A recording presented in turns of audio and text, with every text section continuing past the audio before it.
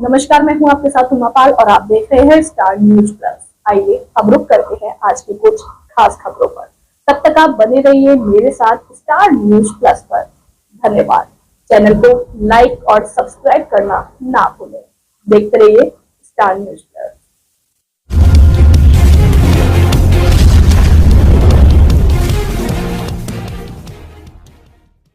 देश के इतिहास में पहली बार राज्यसभा के सभापति के खिलाफ अविश्वास प्रस्ताव का नोटिस दिया गया है। विपक्ष अविश्वास प्रस्ताव पर चर्चा की मांग कर रहा है, लेकिन अभी तक विपक्ष के नोटिस को ही स्वीकार नहीं किया गया। उल्टा सदन में विपक्ष की आवाज को दबाने की कोशिश हो रही है, जिसके चलते सदन की कार्रवाई नहीं चल पाई। बाद में इंडिया गठबंधन ने प्रेस कॉन्फ्रेंस की। कांग्रेस अध्यक्ष मल्लिकार्जुन खड़गे ने कहा कि सभापति राज्यसभा में स्कूल के हेडमास्टर की तरह व्यवहार करते हैं। विपक्ष का सांसद 5 मिनट भाषण दे तो वे उस पर 10 मिनट तक टिप्पणी करते हैं। सभापति सदन के अंदर प्रतिपक्ष के नेताओं को अपने विरोधी के तौर पर देखते हैं।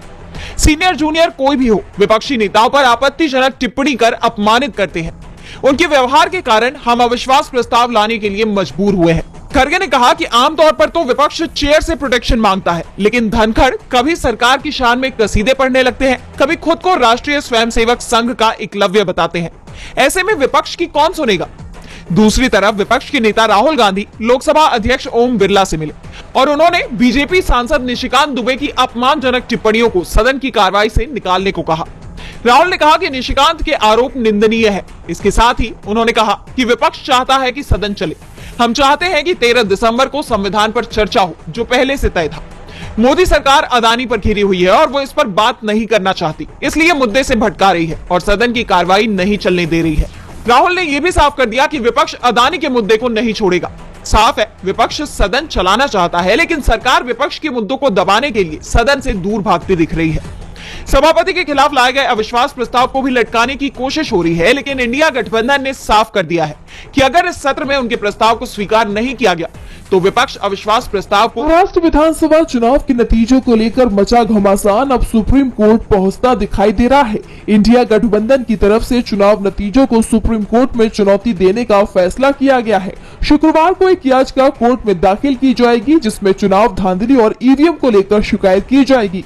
शरद पवार की दिल्ली आवास पर हुई बैठक में इसे लेकर फैसला किया गया है।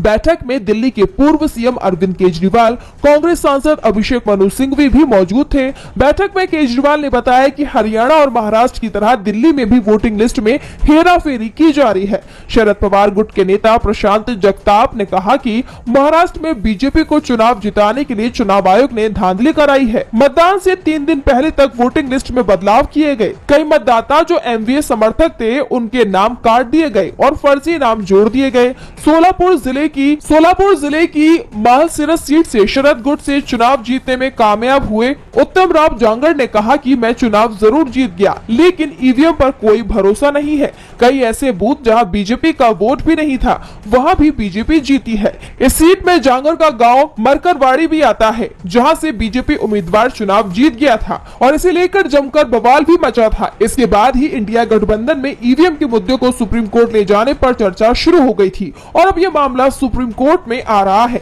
इस बीच इंडिया गठबंधन ने एक बार फिर ये डिमांड की है कि जब वीवीपैट की पर्चियां हैं तो फिर उन्हें गिनने में क्या परेशानी है। महाराष्ट्र की 288 सीटों पर हुई वोटिंग के बाद 23 नवंबर को जो नतीजे आए थे, उसमें महायुति गठबंधन को 230 और एनडीए को 48 सीटों पर जीत मिली थी। अभी हाल ही में 2 राज्यों में हुए विधानसभा चुनाव में एनडीए को मिली जीत को विपक्ष ईवीएम में धांधली कर जीतने का आरोप लगा रहा है। इस बीच दिल्ली विधानसभा चुनाव से पहले बीजेपी पर मतदाता सूची में धांधली करने के आरोप लग रहे हैं और एक बार फिर आम आदमी पार्टी ने पीसी कर बीजेपी पर गंभीर आरोप लगाए हैं।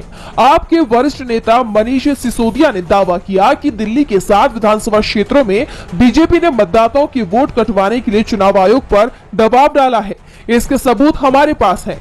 आपकी पीसी में सिसोदिया के साथ आपसे राज्यसभा सांसद राघव चड्ढा ने आरोप लगाया कि 29 अक्टूबर से अब तक दिल्ली के 7 विधानसभा क्षेत्रों में 22,649 वोट काटने के आवेदन चुनाव आयोग को मिले हैं। इनमें से कई आवेदन बीजेपी के कार्यकर्ताओं ने दिए हैं। उदाहरण के तौर पर जनकपुरी विधानसभा में 24 लोगों ने कुल 4,874 आवेदन किए, जो सभी बीजेपी से जुड़े हुए बताए जा रहे हैं। जबकि चुनाव आयोग के नियमों के अनुसार एक व्यक्ति एक दिन में 10 से ज्यादा आवेदन नहीं कर सकता है, लेकिन यहाँ सैकड़ों आवेदन एक ही दिन में किए गए हैं। आप नेताओं ने यह भी सवाल उठाया कि चुनाव से ठीक पहले इतनी बड़ी संख्या में वोट काटने की कोशिश आखिर क्यों की जा रही है। वहीं अब इस मामले में आम आदमी पार्टी के राष्ट्रीय संयोजक अरविंद केजरीवाल ने चुनाव आयोग से मुलाकात की है, जिसके बाद केजरीवाल ने बताया कि उन्होंने इलेक्शन कमीशन के आगे 3000 पन्नों के सबूत रखे हैं कि किस तरह बीजेपी दिल्ली के मौजूदा लोगों की वोट कटवाने का षड्यंत्र रच रही है। और ये जो वोट कटवाए जा रहे हैं ये अधिकतर गरीब, एससी, दलित, झुग्गी में रहने वाले और पूर्वांचली लोगों के हैं।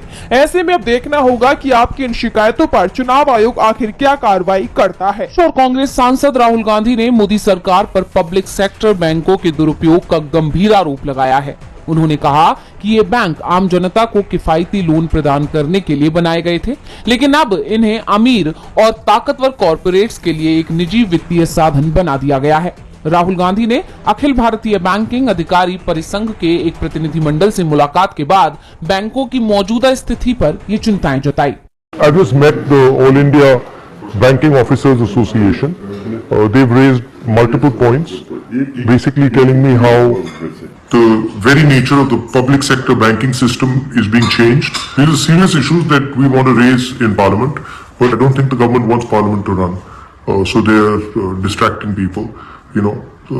इस मुलाकात के बाद राहुल ने एक्स पर एक पोस्ट भी किया। राहुल ने लिखा, मैं अखिल भारतीय बैंकिंग अधिकारी परिसंघ के एक प्रतिनिधिमंडल से मिला, जिन्होंने हमारे सार्वजनिक क्षेत्र के बैंकों की स्थिति और आम लोगों पर इसके प्रभाव पर अपनी पीड़ा व्यक्त की है।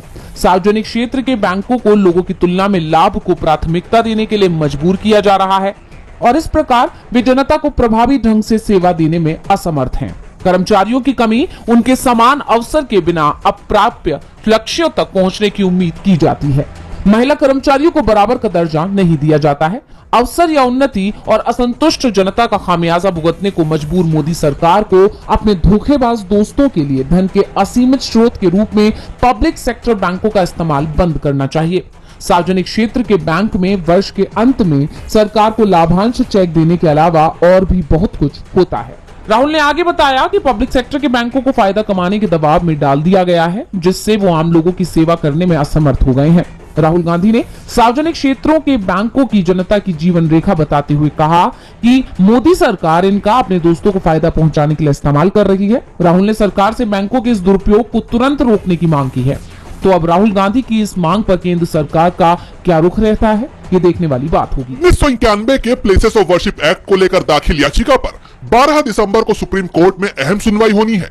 इस याचिका में एक्ट की संवैधानिक वैधता को चुनौती दी गई है, लेकिन मामले की सुनवाई से ठीक एक दिन पहले आरजेडी के राज्यसभा सांसद मनोज झा सुप्रीम कोर्ट पहुंच गए। उन्होंने कोर्ट में इस मामले में हस्तक्षेप अर्जी दाखिल की है। आरजेडी सांसद ने अपनी इस अर्जी में प्लेसेस ऑफ वर्शिप एक्ट 1991 का बचाव किया है। इससे पहले सीपीआईएम और मुस्लिम पक्ष की तरफ से भी मामले में हस्तक्षेप अर्जी दाखिल की गई है और इन दोनों पक्षों ने भी प्लेसेस ऑफ वर्शिप एक्ट का ही बचाव किया है।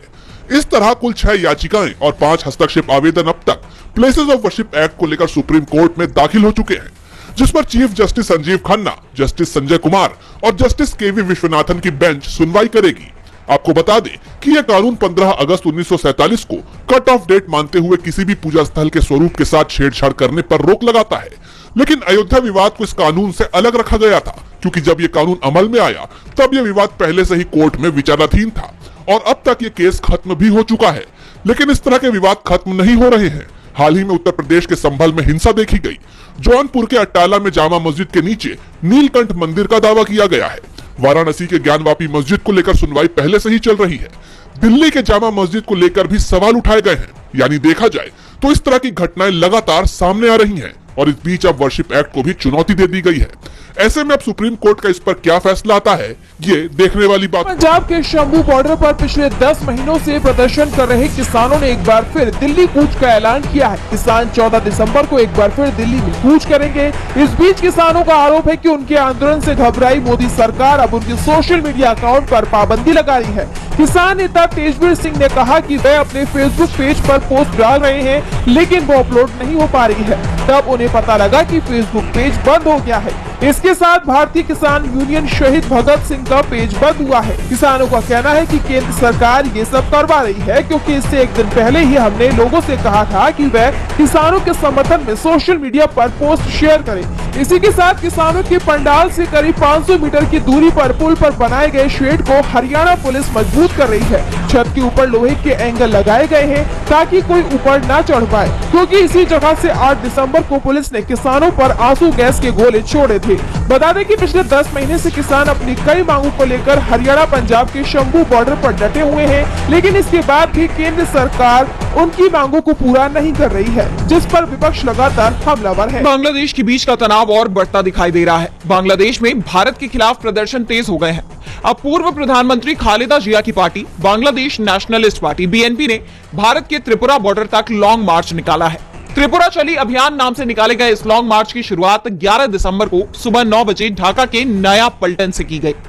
इस मार्च में बीएनपी के 3 सहयोगी दल, जातीयतावादी जुबो दल, स्वेच्छाधारी दल और छात्र दल शामिल रहे। प्रदर्शनकारियों का कहना है कि वो अगरतला में बांग्लादेशी डिप्टी हाई कमीशन पर हमले, बांग्लादेश के राष्ट्रीय ध्वज का अपमान और सांप्रदायिक टकराव भड़काने की साजिश के विरोध में ये रैली कर रहे हैं।